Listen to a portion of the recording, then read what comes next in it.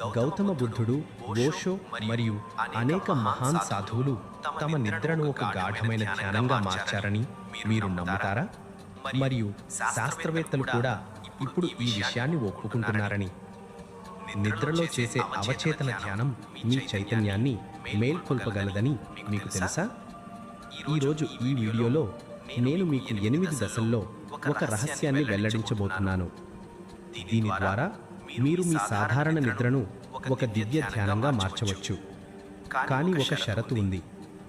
మీరు ఈ వీడియోను పూర్తిగా వినాలి మరియు దీనిని మీ జీవితంలో అమలు చేయాలి.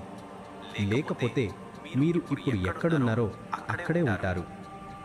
నిద్రలో అపస్మారక స్థితిలో ఎటువంటి ఆధ్యాత్మిక శక్తి లేకుండా మనం జాగ్రత్తలో ఉన్నప్పుడు మన మెదడు బీటా తరంగాలలో పనిచేస్తుంది. ఇది ఒత్తిడి మరియు నిరంతర